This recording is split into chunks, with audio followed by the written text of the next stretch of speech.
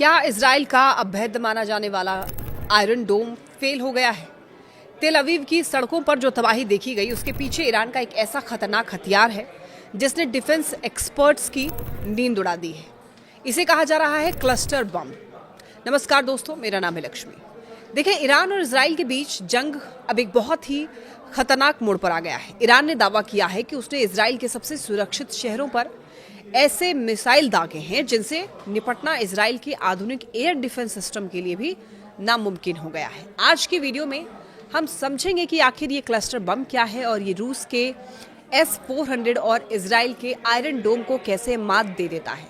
Cluster bomb को आसान भाषा में समझें तो ये एक मदर बम की तरह होता है। ये एक बड़ा कंटेनर या मिसाइल होती है जो हवा में पहुंचने के बाद खुल जाती है और इसके अंदर से सैकड़ों छोटे छोटे बम, जिन्हें सब म्यूनिशंस या फिर बॉम्बलेट्स कहते हैं, वो बाहर निकलते हैं। ये एक साथ एक बहुत बड़े इलाके जैसे कि फुटबॉल के मैदान जितने बड़े क्षेत्र को तबाह कर सकता है। इसकी सबसे बड़ी ताकत इसकी संख्या है। जब आसमान से एक साथ सैकड़ों छोटे बम गिरते हैं तो किसी भी डिफेंस सिस्टम के लिए हर एक को ट्रैक करना और नष्ट करना लगभग असंभव हो जाता है। तो ऐसे में अब सवाल यह है कि इजराइल का आयरन डोम या रूस का S-400 इसे रोक क्यों नहीं पाते हैं। देखिए, एयर डिफेंस सिस्टम एक समय में एक सीमित संख्या में ही टारगेट को ट्रैक कर सकते हैं।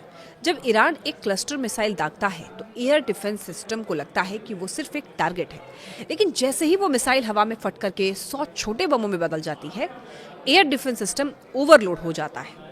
कंप्यूटर ये तय नहीं कर पाता कि किस बम को पहले मारना है और इसी कंफ्यूजन का फायदा उठाकर ये छोटे बम जमीन पर गिरते हैं और भारी तबाही मचाते हैं।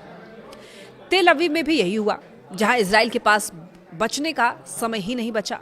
आपको बता दें कि क्लस्टर बम दुनिया के सबसे विवादित हथियारों में से एक है। 100 से भी ज्यादा देशों ने कन्वेंशन ऑन क्लस्टर म्यूनिशंस के तहत इस पर पाबंदी लगा रखी है।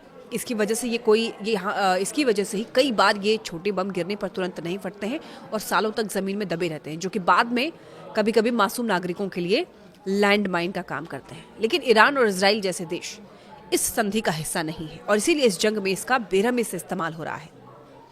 तेल अवीव पर हुए इस हमले ने साबित कर दिया है कि तकनीक कितनी भी एडवांस क्यों ना हो, हमले के नए तरीके उसे फेल कर सकते हैं। क्या इजराइल अब इस क्लस्टर बम का तोड़ निकाल पाएगा या फिर मिडिल ईस्ट की ये आग अब काबू से बाहर हो जाएगी? आपको क्या लगता है? कमेंट में जरूर बताइए।